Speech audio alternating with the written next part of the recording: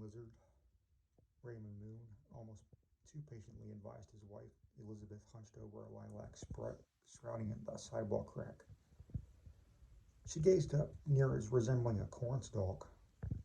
Beth decided to shop for a blue and white polka dot shirt herself.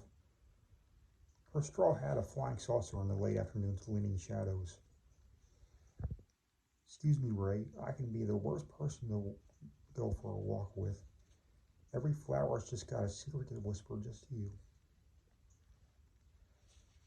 Raymond didn't possess the heart to out loud inquire if it were the same advice given to the previous person. Curious enough to bend down, but he was sure she had get some smart alecky backup that even if it were the same to the next. It was a whispered secret worth sharing without so much as a slot crank. Your maiden name might be Henworth. It don't mean you gotta count chickens neither. It'll be there symbolizing hope, no less, after we check out the antique store. All the same, Ray, there being antiques means my slow march toward the place makes everything in there, even the floor, more valuable.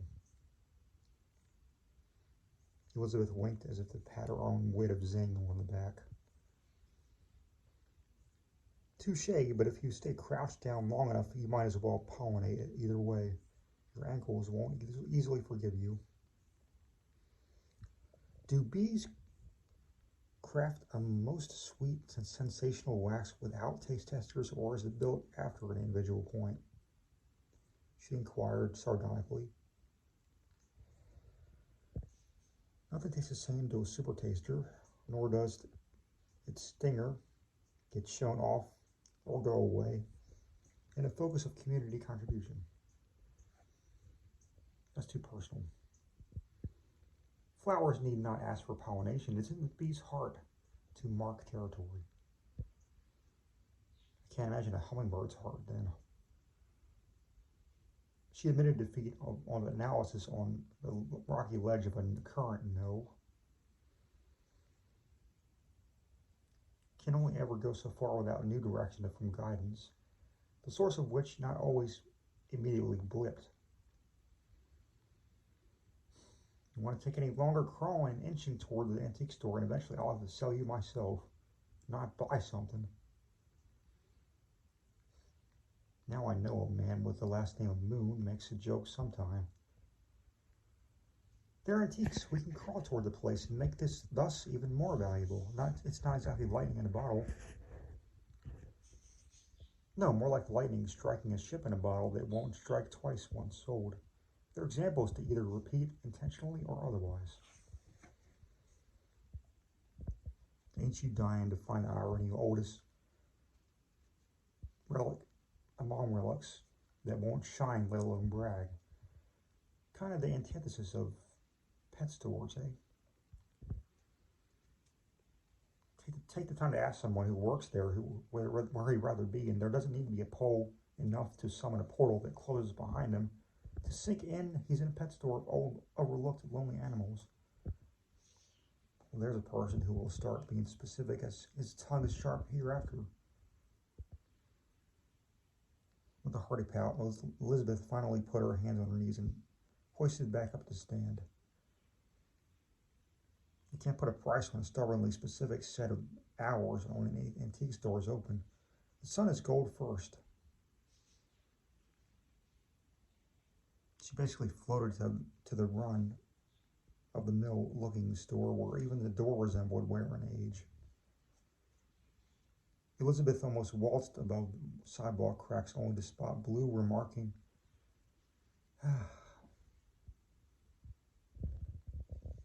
cotton candy blue flowers would be as sweet as clouds to a sky honeybee.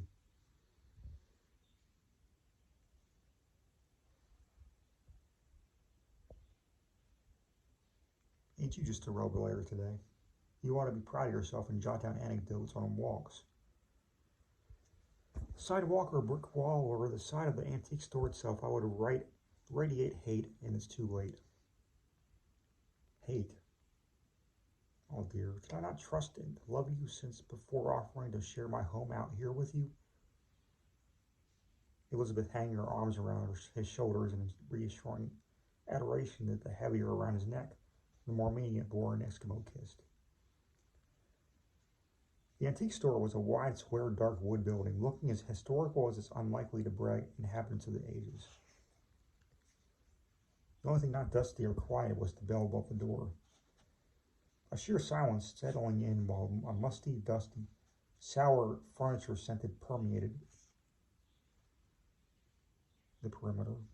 Yet, waltzing around the nose, not tickling or teasing to sneeze, and brisk puffing away their history, ticking away even now. There was no echo here. There was no echo here other than the memories, discoveries, and history and price, as there always will be. No one piece does deem themselves a certain kind of valuable, for today cannot be repeated, only agreed upon like a buy and sell deal that outlived health, opportunities, people, and places. And yet eventually all find themselves under the same bargain roof.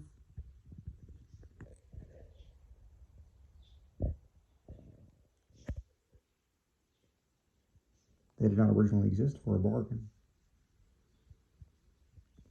Most not even in mint condition, let alone how many generations of crony jargon sits handled down a little less carefully than the one after, perhaps priced by simply staying put, or by what occurred amongst it. Time, luck, and faith are quite a holy trinity of consequence.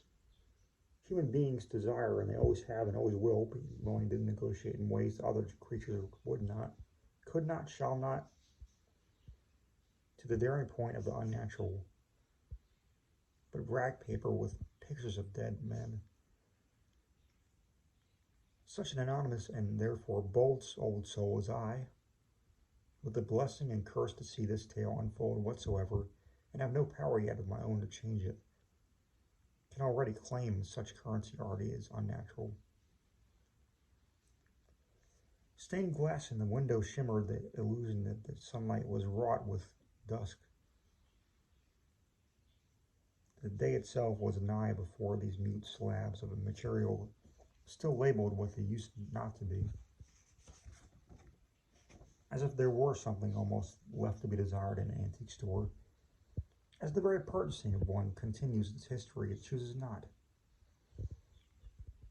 Men could and would, and in some cases probably have, if left undocumented, bargained until their knee in the grave, and a new shade of purple in the face. And the antique just gets older without trying. Also left undocumented. It hung in a corner, not conspicuous, not hidden, but something caught at least the stem of the apple of Elizabeth's eye, and pulled like a wrangled lasso in a tractor beam. She floated, semi-hypnotized, as if she found Da Vinci's meaning of life in the Louvre. A wind chime in the farthest left corner of the store, not even close enough to brush across one, as though the wind would be summoned to any run-of-the-mill listener's delight upon payment.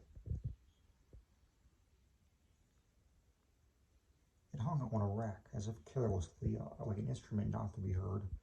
Even for tuning, it dangled simply, except for a single pixie attached below. 5 elongated, shiny bars. Ray, come see this. She paused and observed.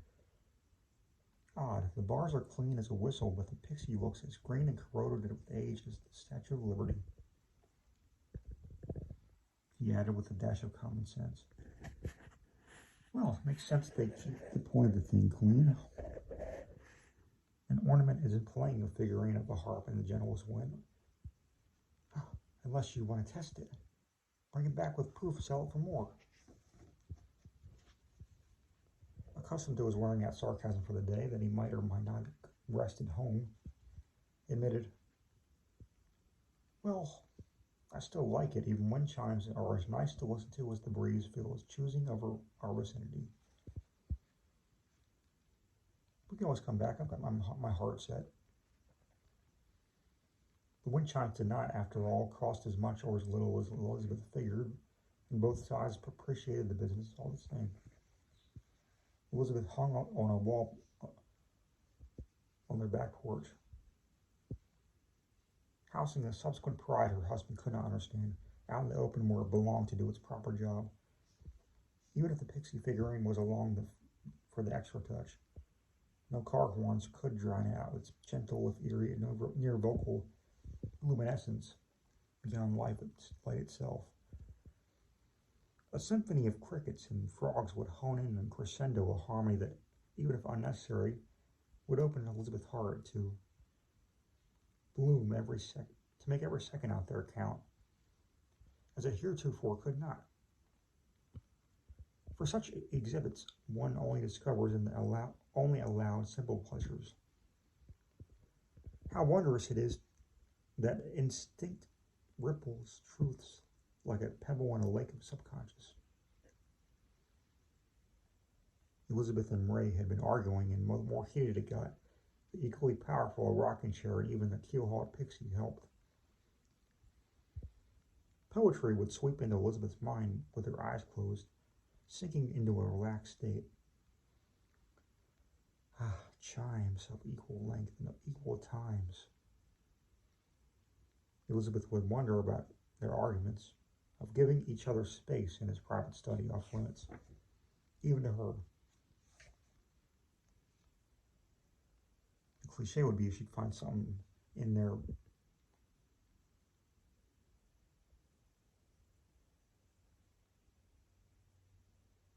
dramatic that he'd be hiding, and he'd be taught forevermore.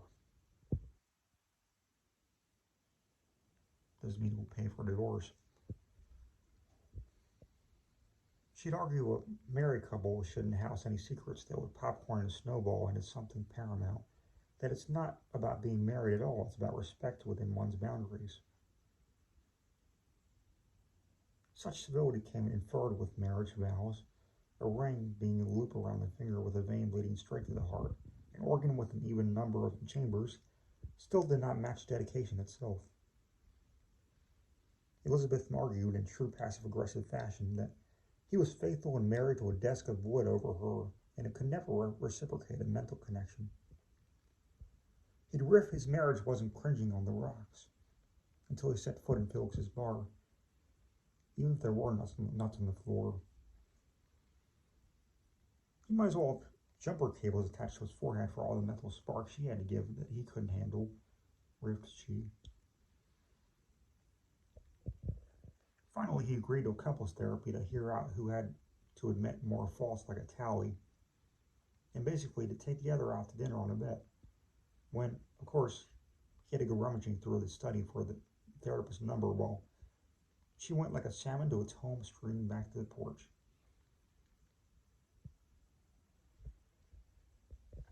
Elizabeth sat in an ordinarily long time mulling how to assuage tension when the wind chime chittered and clanged on a day as still as her stiff marriage prison sentence. She cracked an eyelid and figured maybe a bird flew past it. She really must take up ornithology. Birds would give her more than that stingy dingle-dangle-dalingle. Again? With no wind? Not a wisp, not a puff.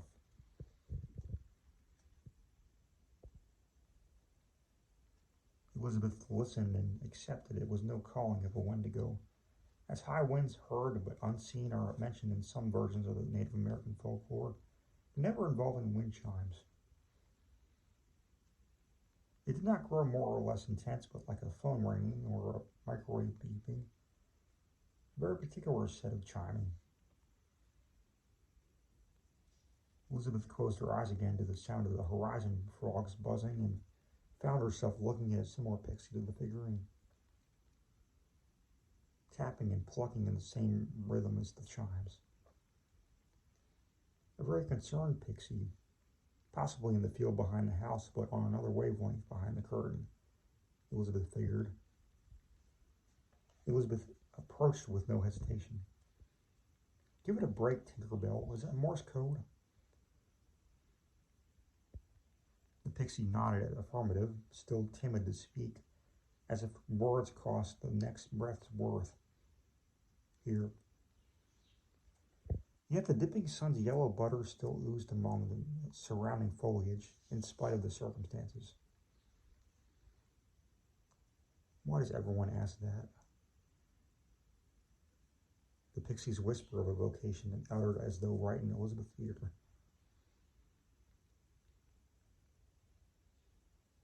What is your name?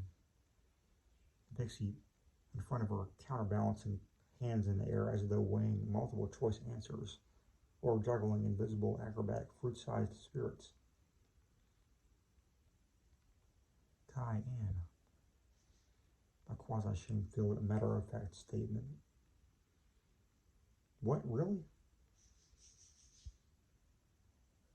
Like the pepper? My husband would mock your lack of a flute or banjo, lamenting in blues style. You're the pixie from Dixie. Elizabeth paused in the thought upon the near glistening, teary, mirror-eyed of the sprite at the jest. Sorry. I'm Liz. Where are we? In my figurine where time stands still. Eyes cry when the mouth dies. I am called Kai-Ann, for I am androgynous. I summon you here with a great warning. Beware your husband. Like the pepper? Elizabeth inquired, befuddled again, as if the second question weren't uttered. What about Ray? Can you foresee his future? We've been arguing lately. I foresee your future. His death will be my release from this prison. I am the keeper of the winds of change and your virtual guardian angel. I possess windows, but my murderer must be stopped forevermore. Your murderer?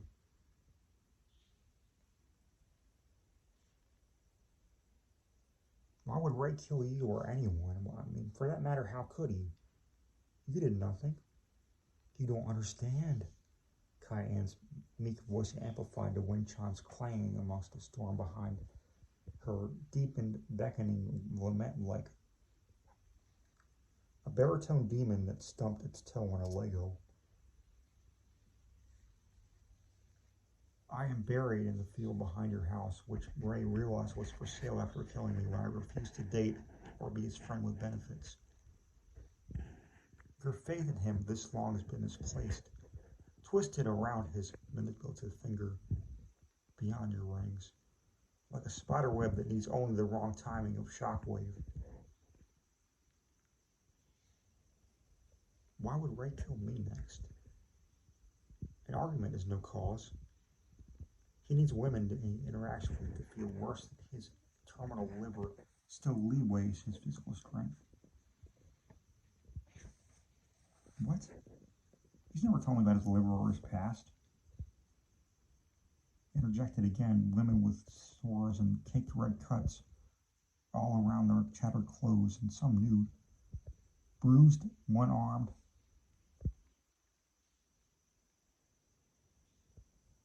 In worse places, began emerging from the field in front of Elizabeth to unify the truth of the illusion of her faith in such a man. Ray has not told you a lot, let alone one of his victims. He must be stopped so our souls may rest for eternity. It is up to our uprising, though. We cannot bring him here. Run for your life back to your last home. This misogynistic murder is ours. Ours. Ours. With each chant, all the victims joined increasingly until the word faded into a single chime. Good evening. This is the 6 o'clock news. I am your host, Samuel Buckley. We have some breaking news. The male Black Widow, Ray Moon, has been discovered deceased last night in a rather unusual circumstance. His home apparently burned to the ground. His remains found in a freak accident with glass down both sides of his back. With a gruesome calling card of wings. Neighbors claimed an explosion like a kitchen window or gas leak must have occurred while the bodies of his victims were covered in the field behind his house, and will be honorably laid to rest once the relatives are tracked down. His wife, fortunately, was out of town, and the one remaining artifact was a Miss Millie Knox found, unscathed, with a charred wind chime, without a pixie, or where one should be, which she'll donate to the oddity antique shop she plans on opening later in the week.